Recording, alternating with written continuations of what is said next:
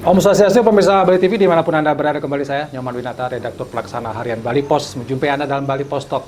Masih kita bicara tentang pariwisata Bali, kemudian beberapa kebijakan dari pemerintah yang wacananya ya ini agak sedikit mengundang perhatian kita bersama, misalnya tentang kewajiban produk halal dan lain sebagainya. Tapi sebelum itu mungkin kita akan coba untuk mengulas bagaimana kondisi pariwisata Bali ini. Kita akan mewawancarai Bapak Agung Rai Suryawijaya, beliau adalah Ketua PRI Badung. Kita sabar dulu, harus kita Om Swastiastu lagi. Om Swastiastu, Pak Man. Gimana kabar, sehat ya? Ya, setengah sehat. Tetap semangat ya? Iya, kita harus semangat selalu ya. Ya. Tuh Haji, kalau kita bicara tentang pariwisata Bali, Tuh Haji gimana? Dulu kan sempat dikatakan 2025 baru akan pulih, tapi sekarang sudah pulih 100% atau seperti apa, Tuh Haji?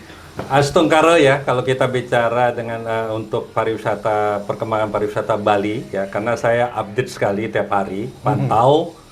Sekarang penerbangan sudah 40 airline direct ya, karena kemarin malam dari Korea juga ada. Itu sangat luar biasa. Jadi kedatangan wisatawan itu mencapai 21.000 international turis setiap harinya ke Bali. Ini kan sungguh sangat luar biasa, artinya di luar dugaan begitu cepatnya perkembangan pariwisata. Kan kita targetkan saat ini di tahun 2024 dari 14,3 juta ke Indonesia. Jadi diharapkan oleh Mas Menteri Sandiaga Uno, jadi mantan Menteri, mengharapkan dari Bali itu 50%-nya, yaitu 7 jutanya untuk international turis saja.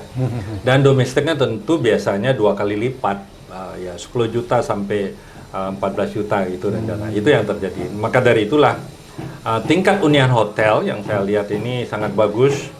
Mulai Juli, Agustus, September, Oktober ini sampai mencapai 80 sampai 90% untuk di Bali Selatan.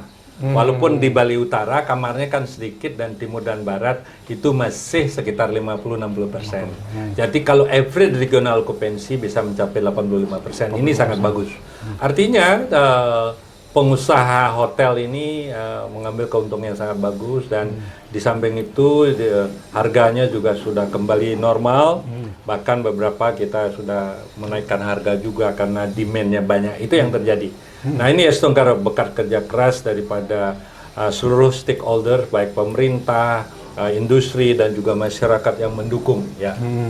Jadi apakah ini situasi sudah katakanlah seperti sebelum COVID atau masih di bawahnya?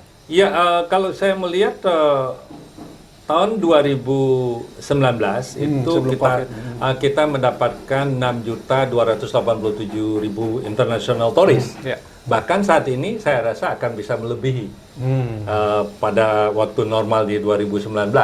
Itu yang terjadi. Kalau kita prediksi saya secara awam aja, kalau stabil situasinya sampai Desember yang akan datang ini tentu akan bisa mencapai 6,7 juta ya, karena saya sudah sampaikan sama Mas Menteri, terlalu optimis kalau kita bilang 7 juta, ya? Tapi yang realistis 6,7 juta bukan tercapai. Itu yang saya bilang. Berarti kondisinya sudah. Kalau Tuh Haji melihatnya apa menjadi faktor-faktor penyebab ini lebih cepat daripada prediksi kita semula ya? 2025 katanya sempat akan baru pulih, tapi lebih cepat pulih, kenapa ini? Iya, memang dulu kita prediksi akan begitu buka di 2022 ya, kita mulai international border buka. Waktu itu karena kita sudah kelamaan ya, jadi 2 tahun collab ekonomi kita ingin segera buka, dan saya push dulu waktu itu, ingat sekali Pak Gubernur Koster waktu itu ya, kita push untuk buka international bordernya mulai tanggal 7 ya, Maret yang 2022 itu kita mulai buka ya. Jadi perkembangan mulai Februari sudah ada waktu itu, yaitu dari pesawat dari Jepang hanya isi 6 orang. Kargonya banyak tapi Garuda. Nah, kemudian dari Singapura isinya juga lumayan waktu itu sampai 100 ya. Mulai kita buka tanggal 7-nya dan tanggal 6-nya dan mereka datang dan juga hampir tiap hari saya ke airport waktu itu sampai tengah malam pun ya kita jadi setiap inauguration flight kita harus datang dan menghadiri dan welcomekan mereka sehingga mereka sangat percaya dengan Bali bahwa akan cepat pulih. Saya optimis waktu itu. Jadi sangat luar biasa ini Astungkara dan ini karena juga kita melakukan segala hal ya baik skala dan iskala yang kita lakukan sehingga saat ini kita bahkan di atas yang kita harapkan gitu. Itu yang terjadi dan ekonomi Bali kita lihat waktu masa COVID itu sampai terkontraksi minus 9,37% year on year dan saat ini justru melampaui nasional ya sampai 6% ya itu yang kita harapkan luar biasa. Astungkara ini berkatnya tentu ada beberapa permasalahan terkait masih ada masalah ya, masalah ya pertama adalah infrastruktur, yang kedua adalah keamanan. Ya. Jadi ada lagi pelanggaran-pelanggaran baik pelanggaran oleh tamu asing di bidang keimigrasian dan juga pelanggaran lalu lintas yang terjadi dan itu ya yang terjadi ya yang kita inikan dan juga mengenai pelanggaran daripada norma budaya kita dan segala macam itu ada. Ada memang dimanapun destinasi pariwisata pasti ada itu penyakitnya memang begitu. Tapi kalau lihat persentasenya nggak banyak ya. Nggak banyak sebenarnya. Hanya sedikit artinya yang 0, ini tidak sampai 1%.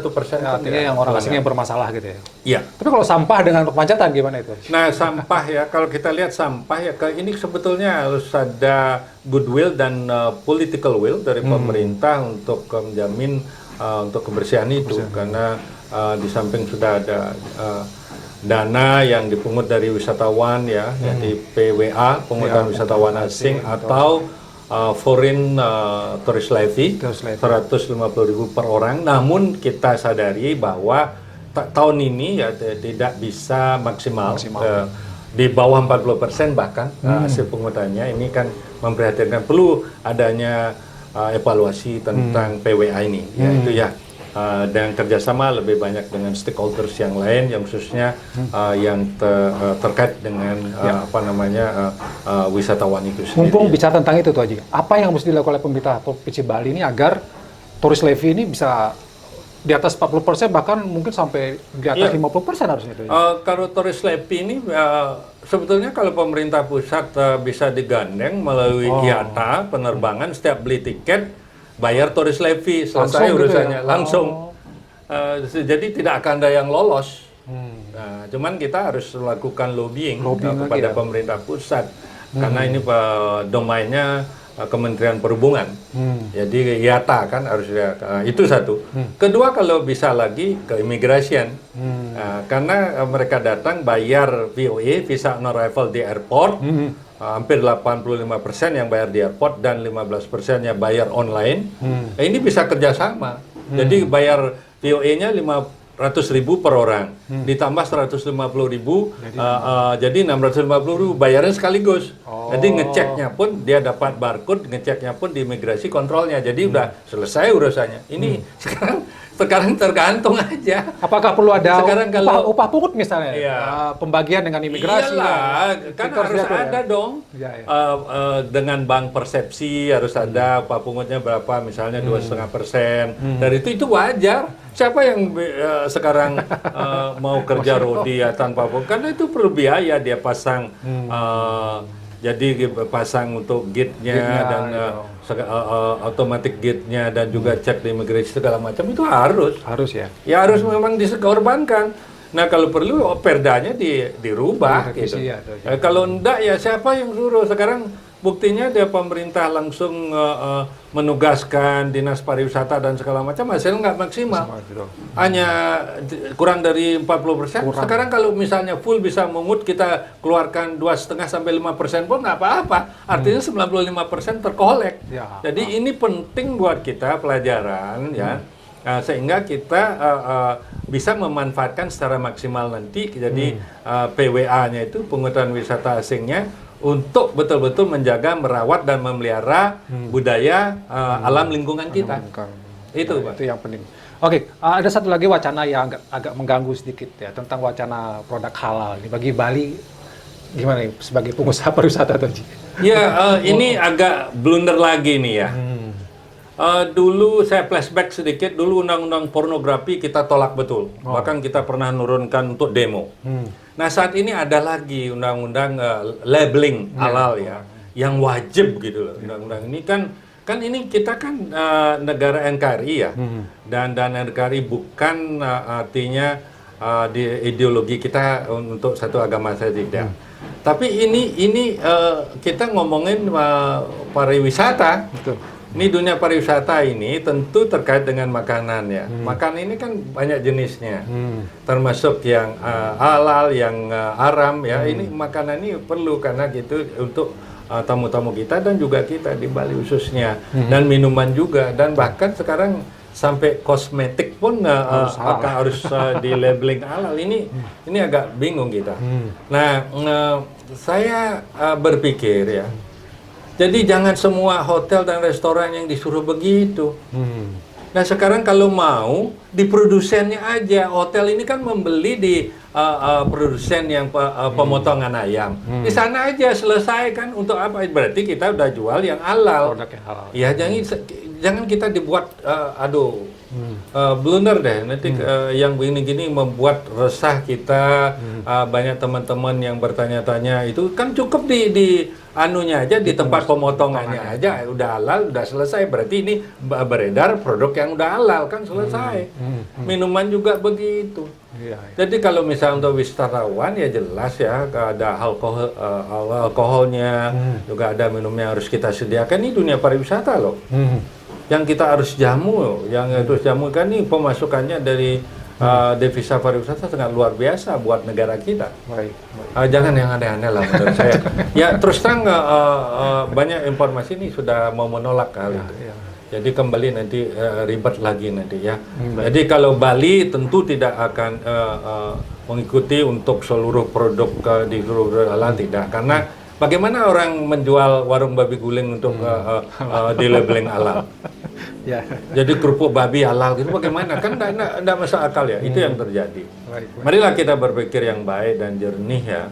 Jadi kalau enggak ya Bali, saran saya ya minta aja outsource. Jadi otonomi khusus ya, biar kita mengatur sendiri-sendiri, biarlah ya untuk daerah lain terserah. Biasanya yang mengikuti itu biasanya Danau Toba, NTT kan itu banyak ya, Kepulauan Riau dan ada yang begitu mungkin. Ya. Baik, sebagai closing statement dari itu Haji, apa yang ingin disampaikan kepada pemerintah berkait dengan pariwisata Bali, bagaimana supaya ke depan lebih baik lagi? Apa yang mesti dilakukan? Karena ini pemerintahan baru nih kira-kira. Ya, para menterinya baru juga gitu ya. Iya. Pemerintah harus fokus ya dengan menunjukkan kinerja yang baik kepada rakyatnya, karena ini tujuan pemerintah kan untuk kesejahteraan rakyat, bukan untuk kesejahteraan sendiri atau kelompoknya aja, tidak ya, untuk betul-betul. Karena ini negara Indonesia kan negara yang sangat besar, negara yang kaya. Kalau betul bisa berjalan ya, misalnya bisa memberantas korupsi pemerintahan sekarang, bisa menekan semuanya kebocoran-kebocoran sekarang. Saya rasa bangsa kita tidak perlu menunggu 2045 sudah menjadi bangsa negara emas ya. Jadi itu ya kita akan bisa capai lebih cepat bahkan ya, asal kita serius. Misalnya kalau ada yang korupsi ya undang-undang perampasan asetnya dan segala harus diloloskan. Kenapa tidak? Kalau memang betul ingin memperbaiki, kalau enggak ya sudah.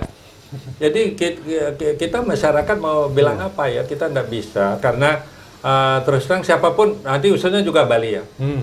Di Bali kita fokus sekarang siapapun nanti menjadi gubernur atau wakil gubernur, ya tentu kita support ya, karena kita sebagai industri khususnya di pariwisata tentu akan mendukung kebijakan-kebijakan itu, dan mari kita berkolaborasi untuk membangun betul-betul pariwisata ini khususnya di bidang pariwisata yang baik, karena mau tidak mau, suka tidak suka adalah pariwisata masih tetap menjadi leading sektor perekonomian Bali, bisa akan mencapai 60% dari pertumbuhan ekonomi itu karena dari pariwisata. Kita lihat ya, jadi sekarang hasil pertanian terserap semuanya ke hotel-hotel, ke restoran, dan ke beberapa swalayan. Tidak ada yang jualan lagi di jalan-jalan seperti pasca waktu Covid dulu ya. Itu yang terjadi. Jadi marilah kita berkolaborasi sekarang.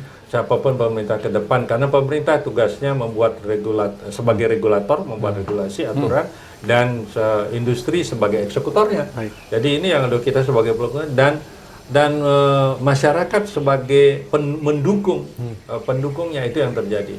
Jadi buat suatu hal yang baiklah untuk kedepannya agar Bali ini tetap aja, karena kita lihat hati-hati, karena Bali ini kita tidak punya tambang emas, tidak punya tambang minyak, tambang batu bara, tidak punya. Yang kita punya adalah hanya pariwisata, dan pariwisata itu adalah pariwisata budaya. Ini yang harus kita jaga dengan baik dan pelihara, maintain sampai anak cucu kita ke depannya. Itu loh. Pemimpin Bali saya harapkan satu harus paham tentang akar budaya masyarakat Bali. Akar budaya harus paham. Kedua, dia harus paham tentang potensi alam Bali ini. Yang ketiga, harus dia paham tentang potensi SDM-nya, sumber daya manusia Bali. Karena SDM ini akan menjadi SDE, sumber daya ekonomi. Itu yang terjadi. Yang keempat, pemimpin Bali itu harus bisa menjaga Bali ini secara skala dan niskala. Nah, yang kelima, jadi dia harus membangun Bali ini secara holistik. Demikian dari saya ingin menghimbau siapapun pemimpin ke Bali itu ke depan harus itu 5 hal pokok itu harus ini yang menjadi prioritas ya. Baik. Terima kasih Pak Oji. Luar biasa sudah memberikan kita dari awal sampai akhir perkembangan pariwisata, kemudian harapan pemerintah baru, termasuk juga nanti siapapun yang akan menjadi Gubernur Bali. Tentu ini menjadi harapan kita bersama-sama menjadi Bali lebih baik ke depan lagi. Demikian Bali Post Talk kali ini. Saya ucapkan terima kasih atas perhatiannya. Saya tutup dengan Parma Santi. Om Santi Santi Santi. Terima kasih, sampai jumpa.